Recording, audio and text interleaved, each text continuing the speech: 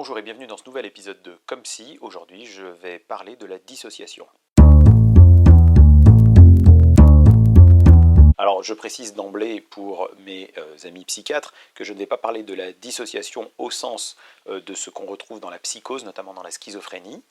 Et on parle d'ailleurs aujourd'hui plutôt de discordance, ce qui est un petit peu plus juste. Non, je vais parler de la dissociation en tant que phénomène psychologique, c'est-à-dire ne survenant pas forcément dans le cadre de psychose, mais pouvant survenir à peu près n'importe quand, n'importe où, de façon physiologique, c'est-à-dire chez tout le monde, ou pouvant survenir parfois de façon pathologique, et nous le verrons, pouvant survenir de façon thérapeutique. Pour parler du phénomène de la dissociation, je vais utiliser une métaphore que vous pouvez trouver dans l'excellente vidéo de mon ami Antoine Garnier, qui parle de la dissociation et notamment des phénomènes de la dissociation en hypnose. Sa vidéo, il y aura le lien dans la description, mais sinon vous trouverez facilement sa chaîne YouTube, Antoine Garnier, la vidéo sur la dissociation, et je vais reprendre notamment sa métaphore des briques de Lego. Alors je reprends son idée en le disant à ma manière, supposer, pour comprendre un petit peu ce qu'est l'association ou la dissociation, supposer pendant quelques minutes que toutes nos fonctions psychiques, voire physiques, c'est-à-dire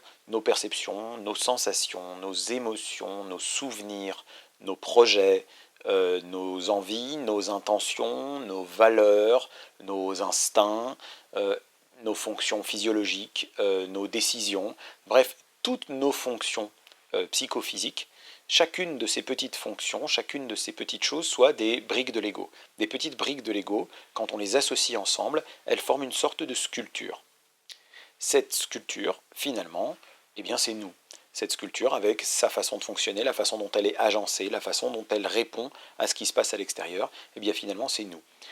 La dissociation, c'est le contraire de l'unité, et donc finalement, ce serait que certaines de ces briques de Lego se détachent, se démarquent, ne sont pas associées les unes aux autres, ou ne sont pas associées de la même manière les unes aux autres. Et l'association, c'est quand l'ensemble de ces briques de Lego fonctionnent ensemble dans une seule et même direction. Alors évidemment c'est très schématique, mais ça rejoint un peu cette schématisation, parce que c'en est une aussi, quand on vulgarise les neurosciences, d'imaginer que tout ça c'est des neurones avec des connexions entre les neurones. Finalement vous pouvez remplacer neurones ou réseau de neurones par les briques de Lego et les connexions entre les neurones par l'assemblage des briques de Lego, et on en arrive un petit peu à la même idée, et c'est ce qui fait dire aussi que, aussi bien de façon psychologique, phénoménologique, dans les constats que l'on fait cliniquement, et aussi bien dans la façon dont on sent, dont on décrit, dont on pressent actuellement que fonctionnent les réseaux neuronaux, cette description sous forme de briques de Lego n'est pas totalement fausse pour parler des associations entre briques, entre structure et sous-structure, et cette dissociation qui parfois peut avoir lieu. Ce dont il est question dans cette vidéo, c'est ce que j'appelle les 4 occasions de se dissocier. Nous avons, à mon sens, et pour simplifier, pour schématiser, il existe 4 sortes d'occurrences dans lesquelles nous vivons des moments de dissociation. Comment vont se manifester ces moments de dissociation? Eh bien, des fois, c'est une sorte de dissociation de la conscience. Je suis présent sans plus tout à fait être présent. Parfois, il peut s'agir de certaines fonctions qui ne sont plus connectées à celles auxquelles elles sont connectées ordinairement, qui se déconnectent et se reconnectent différemment. Donc en fait, c'est pour ça que je préfère personnellement parler de désassociation plutôt que de dissociation. Cette dissociation, on a l'impression d'une espèce de fracture, de coupure, voire d'être coupé en deux, d'être dissocié, alors qu'en vérité c'est plutôt désassocié. Ça me paraît plus juste et plus précis dans la description du phénomène. Donc j'essaierai d'employer pour le reste de cette vidéo plutôt le vocable désassociation.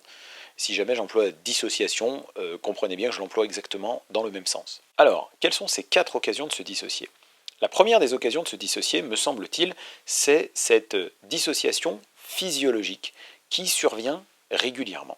Il y a un grand théoricien, un grand penseur, notamment de l'hypnose, qui s'appelle Ernest Rossi, qui a beaucoup travaillé à des interprétations scientifiques, à des observations un peu plus précises et rigoureuses des phénomènes qui se produisaient en hypnose. Il a produit un certain nombre d'écrits, et il a décrit notamment dans un de ses livres ce qu'il appelle le cycle ultradien. Précision de vocabulaire, ultradien, littéralement, ça veut dire plus petit qu'un jour. Il existe des cycles circadiens, ce qui veut dire autour d'une journée. C'est des cycles qui font à peu près 24 heures. Par exemple, le cycle veille-sommeil fait à peu près 24 heures. Il y a un certain nombre d'autres cycles comme ça dans le corps qui font à peu près 24 heures. Il y a des cycles infradiens qui sont donc plus longs qu'une journée. Par exemple, le cycle menstruel qui dure aux alentours de 28 jours, est un cycle infradien, c'est-à-dire c'est un cycle qui se reproduit sur une durée plus longue qu'une journée, et il existe des cycles ultradiens, c'est-à-dire des cycles qui sont plus courts qu'une journée, comme le cycle qui fait que nous nous alimentons et nous ingurgitons puis nous réalimentons, on recommence, c'est des cycles infradiens, le cycle respiratoire bien sûr est très très infradien, etc. etc. Ici, Rossi nous parle d'un cycle ultradien de repos-activité. Mais nous pourrions parler, vous allez le voir, d'un cycle ultradien de désassociation et réassociation. Donc lui, il appelle ça le cycle de repos-activité de base, le BRAC, Brain Rest Activity Cycle, le cycle de repos et d'activité. En gros, ce qu'il décrit, et qui est étayé par l'observation, qui est étayé par des dosages, par exemple, il y a certaines hormones ou certains dérivés d'hormones, par exemple dans les urines, si on les dosait très régulièrement, on verrait se dessiner un cycle en journée, un cycle qui dure à peu près 1h30 à 2h, c'est-à-dire à peu près de la même durée que les cycles nocturnes, que les cycles du sommeil. Et ce que nous décrire aussi, c'est que pendant à peu près 1h30 à 2h, on est en phase haute, on est en phase active, et donc moi je dirais on est en phase associée. Nos fonctions psychiques fonctionnent de concert, elles fonctionnent ensemble, elles avancent dans une même direction. Et puis toutes les heures et demie à peu près, il y a une phase basse, une phase de relâchement, et donc on pourrait dire une phase de désassociation. Une phase où les fonctions psychiques semblent ne plus aller dans le même sens, et on le voit très bien, c'est ces moments où on décroche un peu, où on a du mal à suivre, où on n'est plus tout à fait présent, où des fois on va regarder le mur sans trop savoir ce qu'on regarde. Hein, à quoi tu pensais vous seriez bien en peine de dire à quoi vous étiez en train de penser. Et donc ce cycle-là semble se produire de façon physiologique, toutes les heures et demie, 2 heures, on est associé pendant un temps, désassocié pendant un temps plus court, 5 à 20 minutes de désassociation pour 1h30 à 2 heures d'association. Alors, qu'est-ce que ça nous dit en termes, pour reprendre la métaphore en termes de briques de Lego, ça nous dit que quoi qu'il arrive, même s'il se passe peu de choses, eh bien, toutes les heures et demie à 2 heures, il y a suffisamment d'informations pour que nos briques de Lego aient besoin de se détacher un minimum pour se réorganiser ou pour accueillir de nouvelles briques qui sont amenées par les informations qu'on a reçues de l'extérieur. Pour ceux qui jouent au Lego, vous le savez bien, si vous voulez réorganiser une sculpture de Lego ou si vous voulez insérer des nouvelles briques, vous êtes obligé d'en désassocier d'autres. Alors je le dis au passage, ce cycle de repos et d'activité, ce cycle de dissociation et de réassociation est extrêmement important, extrêmement utile pour notre physiologie et j'irais même jusqu'à dire, et Rossi a beaucoup écrit là-dessus, extrêmement utile pour notre santé mentale. C'est-à-dire que c'est un cycle qu'il faudrait respecter. C'est même un cycle qui, à mon avis, serait important d'enseigner à tout le monde. Alors instinctivement, c'est quelque chose qu'on retrouve. C'est-à-dire que, assez spontanément, vous allez observer que les récrés à l'école sont à peu près toutes les heures et demie, 2 heures. Que les pauses aussi, quand on suit un cours par exemple, au bout d'1 heure et demie, 2 heures, on a beaucoup plus de mal à suivre, on a besoin d'une pause. Si on fait des pauses en général, on fait une pause en milieu de matinée, une pause à midi, une pause en milieu d'après-midi, et on s'arrête le soir dans une journée de travail, c'est aussi parce qu'à peu près toutes les heures et demie, 2 heures, on a besoin d'une sorte de relâchement. Ce cycle, on peut le respecter ou on peut le bousculer. Et si on le bouscule, eh bien ça peut entraîner des difficultés. Si on bouscule ce cycle, on peut le désorganiser. Si on se sent décroché au bout d'1 heure et demie, 2 heures, mais qu'on se force, qu'on se contraint, tiens, concentre-toi, allez hop, réveille-toi là, reste focalisé, on peut y arriver, parfois au prix d'efforts, parfois au prix de fatigue, parfois au prix de consommation, par exemple, de caféine, de nicotine, etc., pour rester concentré au-delà du temps physiologique. Et si on fait ça, on a des fortes chances de désorganiser notre cycle. Pour les personnes qui ont un cycle un peu désorganisé de ce côté-là, ils diraient mais moi je vois pas que ça dure 1 heure et demie, 2 heures, je ne le ressens pas, c'est des périodes plus longues ou plus courtes où ça survient n'importe quand, parce qu'ils ont en fait désorganisé leur cycle. Alors comment utiliser au mieux ce cycle de repos et d'activité? Eh bien le meilleur moyen déjà c'est de le connaître, de le savoir, deuxièmement de le repérer, et troisièmement de le respecter. quand on décroche à ce moment-là, il est important de faire quelque chose qui laisse exister cette dissociation. C'est-à-dire si on a des pensées qui se relâchent, de les laisser exister. Si on a besoin d'entrer dans des sensations corporelles parce qu'on était très concentré au niveau mental, eh bien c'est important de faire quelque chose qui soit en lien avec ça. Faire un peu de méditation, faire un peu d'auto-hypnose pour ceux qui savent en faire, c'est vraiment le meilleur moment pour en faire, mais aussi tout simplement, c'est un conseil que je donne régulièrement aux gens qui ont du mal à faire des pauses, c'est de faire quelque chose qui soit en lien avec le corps. Par exemple sortir, prendre l'air, sentir l'air frais sur mon visage, croquer dans une pomme, boire un verre d'eau, faire quelque chose qui soit un détachement par rapport à l'activité dans laquelle on était absorbé, ou tout simplement s'asseoir, regarder dans le vide et rêvasser. C'est déjà une très bonne chose, il faut vraiment relâcher. Je le dis aussi des fois aux étudiants qui ont des difficultés à décrocher, à faire des pauses. Quand ils sortent, ils vont sortir de la bibliothèque universitaire avec leur cours dans une main, une cigarette dans l'autre, en train de relire leur révision pendant la pause. Clairement, c'est pas une pause, ils n'ont pas laissé faire ce cycle naturel et ils ont des fois beaucoup de mal à s'y remettre dans l'heure et demie, 2 heures qui suit. Et du coup, ils perdent du temps. Quand on ne se laisse pas aller à un petit temps de repos aussi, parfois après le repas, parce que ça survient souvent après le repas, on se force, on se contraint, et en général, les 2-3 heures qui suivent ne sont pas très productives. Si on se laisse aller à ce temps de relâchement, eh bien, on a l'impression de perdre 10-20 minutes, et pourtant après, on est beaucoup plus intensément concentré, beaucoup plus associé, beaucoup plus présent, beaucoup plus productif que si on ne l'avait pas fait. Donc la première occasion de se dissocier, elle survient tous les jours, à peu près toutes les heures et demie, 2 heures. On a ce relâchement qui nous permet d'insérer des nouvelles briques de Lego ou de les laisser éventuellement se réorganiser. Il peut arriver qu'un cours, qu'une conversation ou un événement ne nous ait pas donné tellement de nouvelles informations, mais nous permettent de réorganiser les informations existantes. Et pour ça, il est nécessaire de passer par ce moment de flottement, de relâchement, bref, de désassociation. La deuxième occasion de se dissocier, c'est quand il y a un surplus d'informations qui survient d'un seul coup. Alors ça peut être un surplus d'informations, donc il ne survient pas à un moment où il y avait déjà une désassociation physiologique toutes les heures et demie, mais à un moment inopiné, pour quelque chose qui peut être très positif. Supposons par exemple que je vive un moment émotionnel très intense et très beau, ou que j'arrive en vacances et d'un seul coup je vois un paysage absolument sublime et magnifique, je vais avoir une réaction qui peut être éventuellement dissociée. On va me dire, tiens, t'as vu ce paysage, c'est magnifique, et moi je vais dire, waouh, écoute, c'est impressionnant, enfin oh là là, et puis ça m'émeut, ça me touche, je sais pas quoi te dire, c'est... Voilà, donc on voit que les briques respectivement des émotions, du langage, de la description, de la sensation, etc., alors qu'elles sont ordinairement associées ensemble, là elles se détachent les unes des autres. Ou bien je vais dans un musée, je vois un tableau magnifique, très émouvant, qui me touche beaucoup, et puis je vais garder cette désassociation parce que c'était trop, et je peux ne pas retrouver tout de suite cette réassociation. C'est-à-dire que je vais rentrer, on va me dire alors, t'as vu quelque chose de chouette dans ce musée? Je dis, ah, il y avait un tableau, écoute, ah, c'est... Ah non, rien que d'y penser, Au bout d'un moment, la réassociation, l'intégration de ce souvenir va avoir lieu, la réassociation des briques de Lego sera possible, et à ce moment-là, je pourrais en parler de façon plus associée, plus claire. Je pourrais dire, bah, écoute, ce tableau était très très beau, déjà ce qui frappe c'est sa dimension, il était très très grand, puis il y avait des couleurs très vives, et avec une impression de relief qui vraiment m'a beaucoup impressionné. Voilà, là j'en ai parlé de façon beaucoup plus associée. Donc je peux me dissocier quand il y a un surplus d'informations en l'occurrence intégrable, digérable, et qui va entraîner une désassociation sur une partie seulement.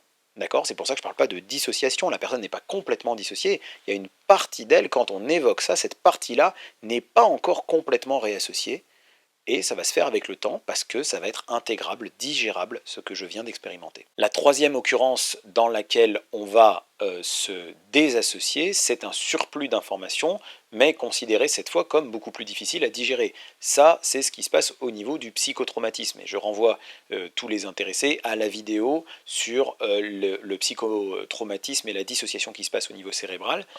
C'est exactement le même exemple, c'est-à-dire il y a un surplus d'infos, il y a une information inattendue, d'un danger, d'une menace, d'un traumatisme, et qui est extrêmement difficile à accepter, à intégrer, à digérer. C'est une émotion très négative, c'est une menace parfois de mort. Et donc là, je vais me dissocier, me détacher, et comme je le disais dans l'autre vidéo, donc c'est très très fréquent, toutes les personnes qui voient quelqu'un en traumatisme, ils le voient en dissociation aiguë, et notamment la forme la plus extrême de la dissociation qui est la sidération psychique, donc des gens totalement paralysés, immobiles, en grande difficulté pour réagir et pour parler, ce qui est un mécanisme normal de protection du cerveau, comme on l'a expliqué dans la vidéo. Cette dissociation-là, sur le plan descriptif, phénoménologique, psychologique. C'est une dissociation extrême, comme si ce surplus d'infos était tellement fort, tellement gros, qu'il est venu bousculer, donner un grand coup dans la sculpture, et c'est extrêmement difficile de la réassocier correctement, parce que c'est une information difficilement digérable.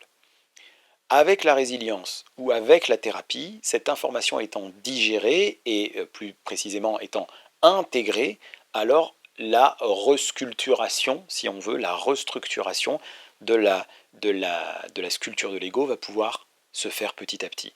Mais là, sur le coup, elle ne se fait pas, et la personne est dissociée. Et on sent bien, quand il y a un psychotraumatisme, que la personne n'est pas en vérité dissociée en permanence. Elle est dissociée en partie, et elle est dissociée particulièrement sur ce domaine-là, sur le domaine où elle a un psychotraumatisme, comme l'exemple classique qu'on prend souvent d'un militaire qui aurait vécu une explosion avec beaucoup de morts, et voilà, qui va, dans sa tête, le traumatisme va associer deux briques de Lego qui sont, il y a un bruit soudain et puissant qui va être associé avec l'idée c'est donc un danger de mort, et les images du traumatisme vont avoir du mal à s'intégrer à la mémoire. Et ces images vont avoir du mal à être rangées au bon endroit, à être rangées dans l'endroit des souvenirs du passé. Elles vont se représenter au présent, sans cesse, à chaque fois que quelque chose vient chatouiller en quelque sorte cette partie-là de la sculpture de l'ego qui se réactive. Donc, en vérité, ce n'est pas une dissociation permanente, c'est une dissociation partielle, euh, pas permanente, et en vérité, on pourrait dire, il me semble, ce serait plus précis de dire, que quelqu'un qui est psychotraumatisé, c'est pas qu'il a un problème de dissociation, c'est plutôt que son cycle naturel de dissociation-réassociation, son cycle naturel de dissociation-réassociation est grippé, fonctionne mal, fonctionne de façon aléatoire, ou fonctionne de façon un petit peu dissonante, fonctionne de façon un peu finalement pathologique, psychologiquement pathologique, et c'est ce mécanisme-là qui a été grippé, puisqu'il est important de dire et de redire que la dissociation est avant tout un mécanisme physiologique, c'est un mécanisme vital, utile. Ce mécanisme de dissociation-réassociation est vital, utile, indispensable, et quand il y a un psychotraumatisme, c'est le mécanisme qui est enrayé. Et enfin, la quatrième occurrence dont je souhaitais parler en termes de dissociation, eh bien, c'est l'hypnose. C'est les thérapies en général qui jouent sur ce mécanisme de dissociation et de réassociation. Et donc là, il y en a un certain nombre qui jouent là-dessus. Évidemment, le MDR et toutes les techniques, genre l'IMO, etc., de stimulation répétitive alternative, jouent sur des phénomènes de dissociation, réassociation, l'hypnose, certaines formes de méditation. Bref, il existe des formes de dissociation qui peuvent être travaillées, volontaires, choisies, accompagnées, et généralement faites pour être plus intenses que la dissociation finalement du quotidien. Il y a une petite dissociation du quotidien qui est possible, donc soit physiologique comme on l'a vu, soit quand il y a beaucoup d'informations, je vais me dissocier de certaines informations autour de moi parce que je vais m'absorber dans le contenu d'un film, mais cette dissociation-là, elle est physiologique, elle est légère, elle est instable, il suffit qu'on me dérange pour que je tourne la tête, elle est involontaire. Tandis qu'en hypnose ou dans d'autres formes de thérapie qui jouent sur ce mécanisme de dissociation, la dissociation sera choisie, elle sera volontaire, accompagnée, plus stable, généralement plus intense. Et donc finalement, le mode de fonctionnement intéressant, notamment de l'hypnose, c'est de jouer sur ces mécanismes-là, de jouer sur la notion de dissociation et d'aider la personne par un mécanisme dissociatif à faire une réorganisation, une restructuration de sa vie psychique. Une réorganisation de sa vie psychique, ça correspond à la citation d'Erikson que je vous mets sur l'écran là maintenant.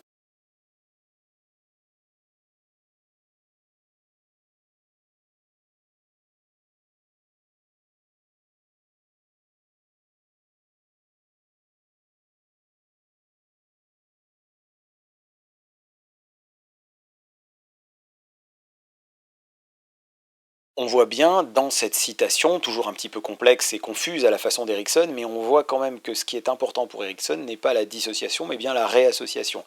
Donc, en hypnose, la dissociation n'est pas une fin en soi. On dit souvent que l'hypnose correspond à de la dissociation n'est qu'un moyen. L'hypnothérapie, soignée par l'hypnose, c'est utiliser la dissociation à des fins de réassociation. L'objectif final que recherche le thérapeute avec son patient, c'est d'arriver à une réorganisation, à une restructuration. Par exemple, pour reprendre l'exemple du psychotraumatisme, il s'agit que les mauvais souvenirs du passé soient bien dans la case souvenir et ne soient pas dans la case c'est encore présent, ça pourrait revenir à chaque fois qu'une porte claque. Il s'agit par exemple que le traumatisme ne soit pas la brique sur laquelle est construit tout l'édifice de l'identité et de la personnalité, mais que cette brique-là soit là où elle doit être, c'est-à-dire dans un souvenir du passé par exemple.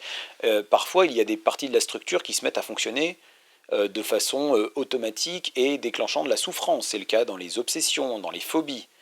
Il est intéressant que par exemple la peur prenne sa juste place, et juste sa place, et pas que la peur soit associée de façon négative à des comportements qui visent à freiner la peur, mais en fait ne font que l'aggraver, comme l'évitement. Et à mon avis, c'est une des forces, une des compétences assez spécifiques des thérapies comme l'hypnose, c'est justement de ne pas lutter contre la dissociation, mais d'utiliser la dissociation. Un peu comme si je disais, là, il y a des briques de Lego qui sont défectueuses ou qui ne sont pas au bon endroit.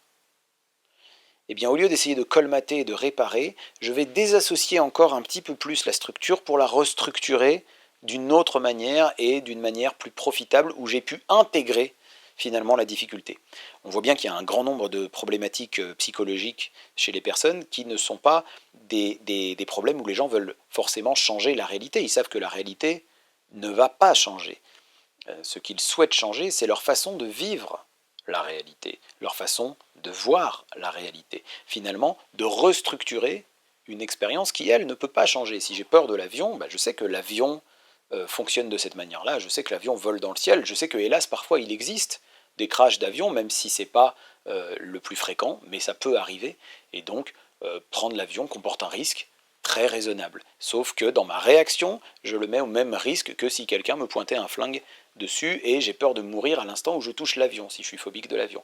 Donc il ne s'agit pas de restructurer l'expérience, on ne peut pas changer le mode de fonctionnement des avions, mais on peut changer notre façon de vivre les choses. Pareil pour quelqu'un qui va déprimer suite à un événement, des fois il va nous dire « je sais que je ne devrais pas déprimer à ce point », de cet événement qui objectivement n'est pas si grave, mais quand j'y pense, je ne peux pas m'empêcher de le trouver absolument dramatique. On voit bien que c'est quand même une idée qui s'est associée avec une autre avec laquelle elle n'avait pas forcément à être associée, une idée qui ne s'est pas mise au bon endroit. Et dans l'exemple du deuil ou du traumatisme, c'est assez flagrant que ce souvenir-là, comme on le disait l'autre fois, n'est pas dans la case des souvenirs, il est dans la case des traumas, et on peut en changer la place. Mais pour ça, il faut utiliser cette dissociation, l'accentuer, l'accompagner pour la réorganiser. Un petit peu comme si je disais pour ceux que ça avait déjà intrigué quand ils sont fait soigner chez le dentiste, mais pourquoi quand j'ai une carie, c'est-à-dire un trou dans la dent, au lieu de la boucher, le dentiste commence par creuser plus?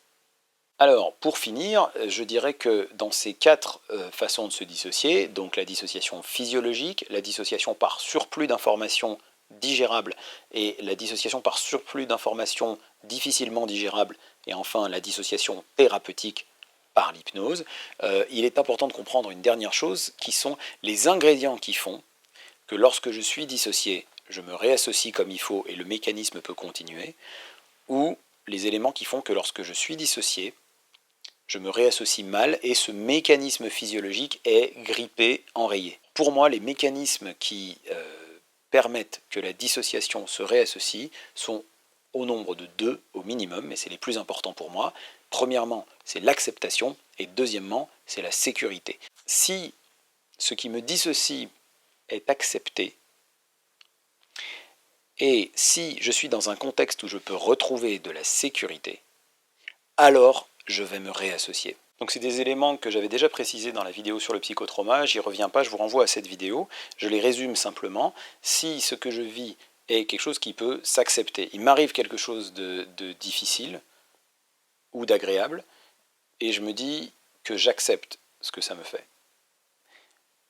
Deuxièmement, je trouve un moyen de me sécuriser. Comment je trouve un moyen de me sécuriser? En trouvant des ressources, en trouvant des compétences, en trouvant des attaches relationnelles, en trouvant des possibilités d'agir, en trouvant une sécurisation dans mon corps, des sensations agréables ou de sécurité, etc. etc. Je ferai une vidéo aussi sur les ressources.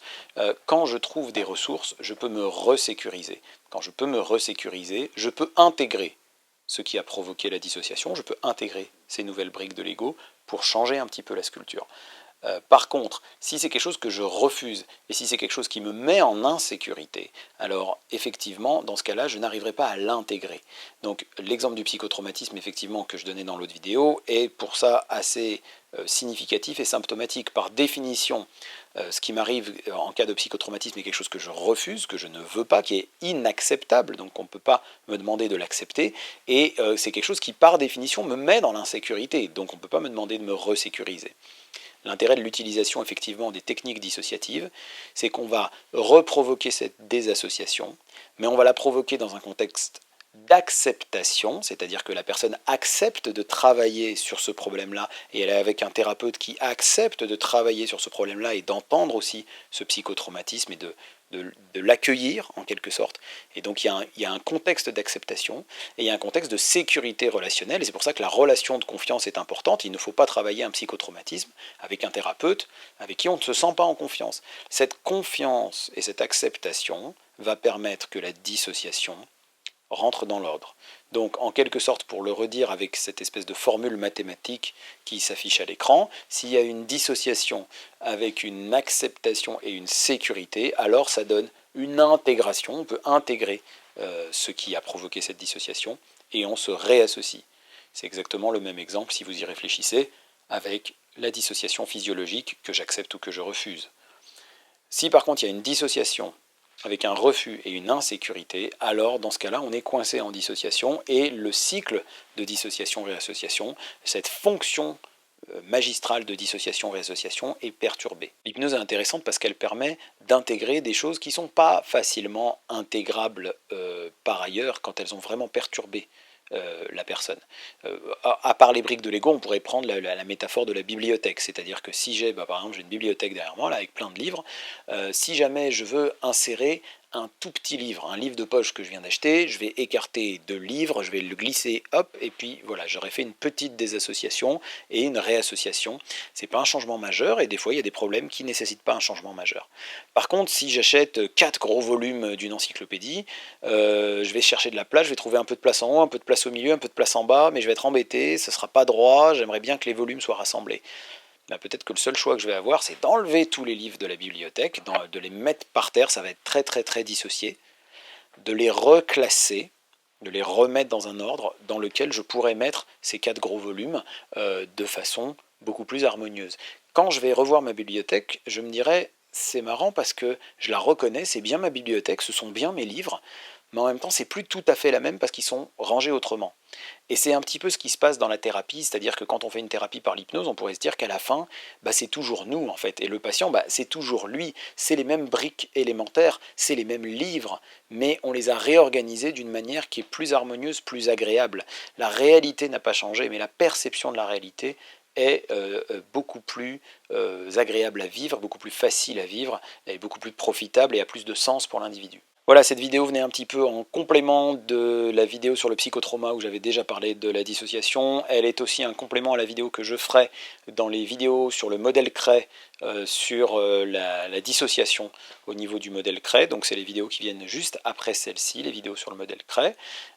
N'hésitez pas à commenter, à liker, à partager et à accepter de vous dissocier. Et rappelez-vous des ingrédients principaux que sont l'acceptation et le retour à la sécurité.